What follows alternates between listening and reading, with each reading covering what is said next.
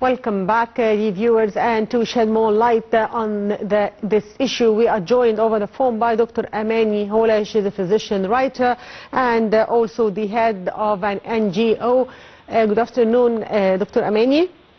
Good afternoon. So, can you tell us more about the initiatives launched by the government to empower Egyptian women?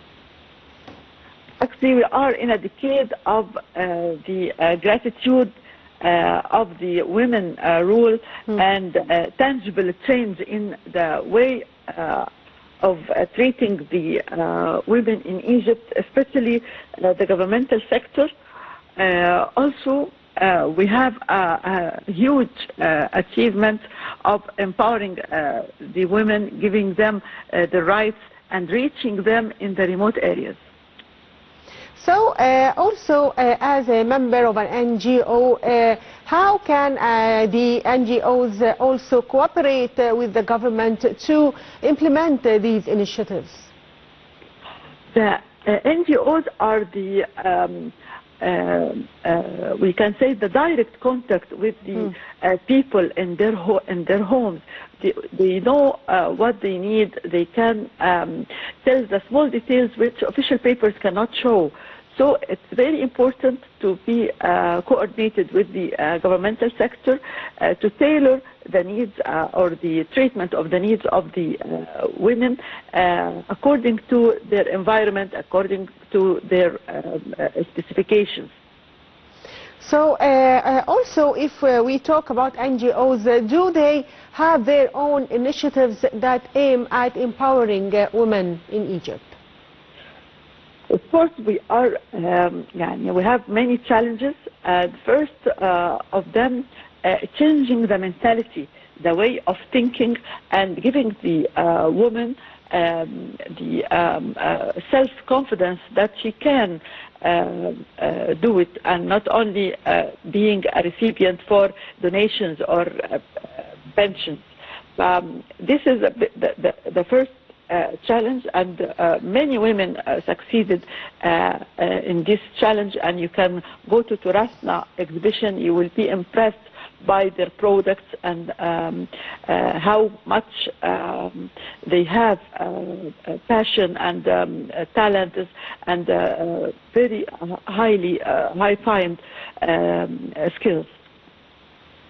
So, Dr. Amany, the file of empowering Egyptian women has witnessed an unprecedented boom locally and internationally during the last 11 years. Could you please shed light on Egypt's efforts to support and empower women during the past years?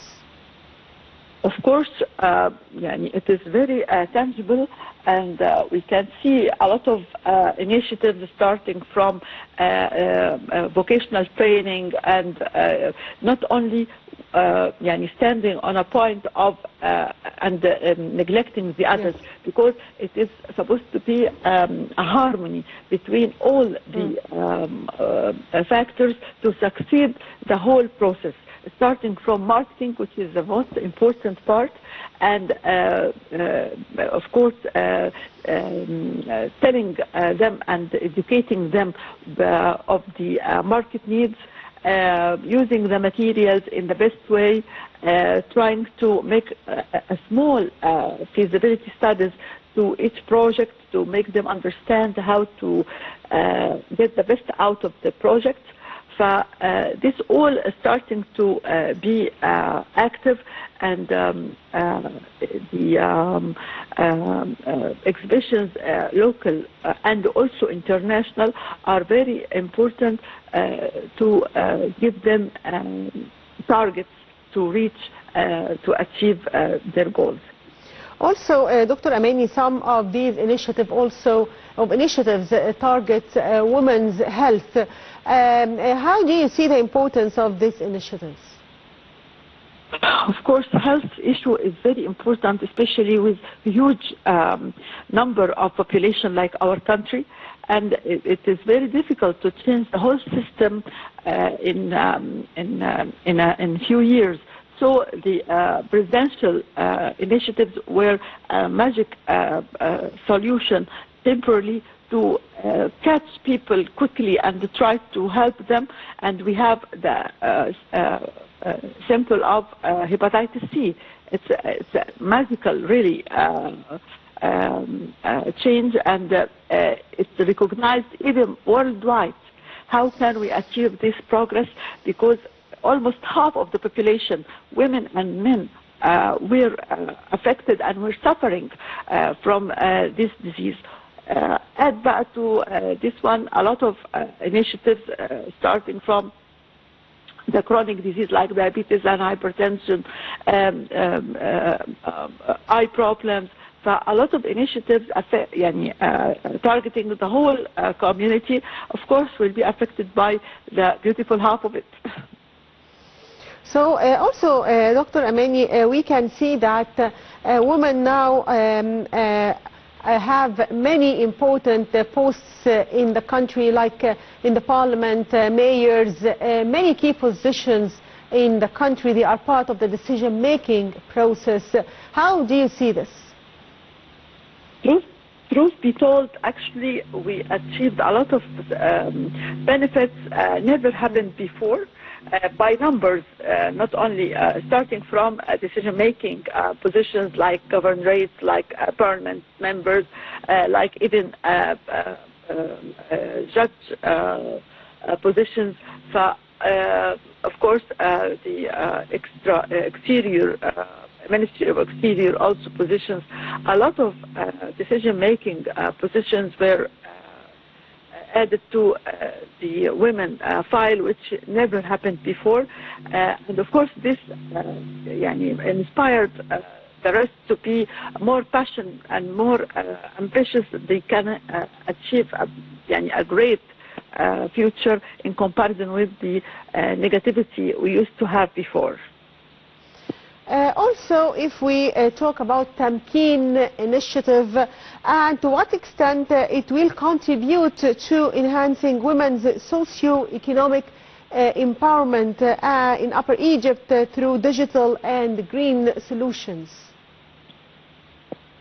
Of course, Upper Egypt were the wound of the country, unfortunately, yes, for decades, because they used to be neglected, and even they don't have the minimal infrastructure. So what's happening now is a great progress in comparison, and women are playing a great role in this change. So if you cast a shadow on the women's role there, they are one of the best models to be recognized. So if we talk about women in rural areas and efforts by the government to reach these women and help in developing them and educating them, to what extent the government has succeeded in this mission and the role of NGOs in this domain?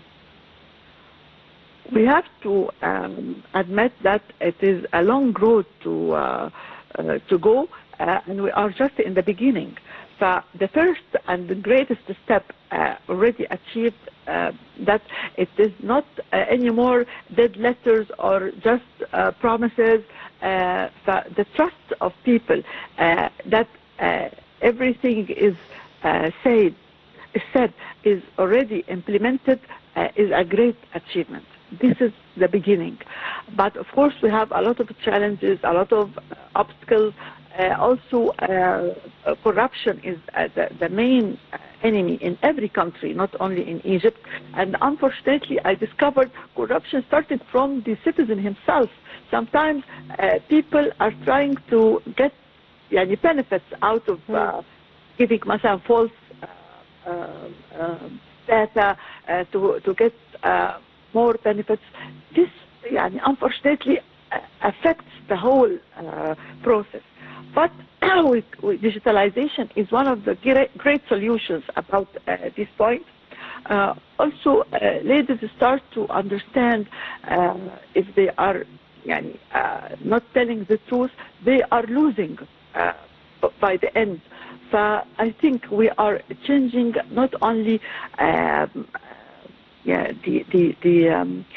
the reality, we change the culture, which is more important and more difficult. Yes, also, Dr. Amany, if we talk about the development of Upper Egypt and rural areas, we can't deny the importance of Decent Life Initiative in improving the living standards and conditions of people in these areas, especially the most needy women, as they are on the top of the targeted groups in the initiative. So how do you see the importance of Decent Life Initiative in improving lives of women in different parts of the country? Of course, we have to recognize that people are having a lot of problems need to be solved. Yes. But in the top of them, the ladies, the needy ladies, with especially with a lot of children, which is like one of the biggest problems we are suffering from, are now supported to a great extent, starting from educational system, health system, vocational training, pensions, which is more human, not only symbolic, but can really help to support their life. The wheel started to move, but of course still we need a lot of more effort. Also, Dr. Amany, women are considered very important in different NGOs and other organizations that aim at serving the society itself. How do you see the importance of their role in these organizations? I told you the pulse of the community is felt by the NGOs, because yes. they are in direct contact with the people. They understand the small details which papers can never tell. So the NGOs are playing a great role, especially if they are transparent and having good supervision. Volunteer work are very helpful, because people volunteering are really working from their heart, not waiting for a salary or just doing their jobs without passion. But NGOs are playing a great role if there is a good coordination between them and the governmental sector. And of course, many women supervise on these NGOs. Of course. Yes. And I think the majority are women. Yeah, really, this is happening. Yes. So finally, I'd like to ask you one more question about the challenges that still face the Egyptian women in the coming period. Of course, the main challenge is the women themselves to have confidence and trust in their power and ability to change their conditions and to being more productive. Second point, of course, the obstacles of the sometimes the people in the community, they refuse to help women to invade new fields. Starting from, especially now we are starting to hear about mechanics, for example, as a woman. Some fields used to be completely restricted, but now these fields start to be invaded by women also, and achieving great progress and great success in them. So, people are resisting sometimes the change, but gradually it happens. Yes. Finally, I'd like to thank you, Dr. Amany, Houla, physician, writer, and head of an NGO. Thank you, Dr. Amany, for being with us. The viewers, short break, and we'll be back, so stay tuned.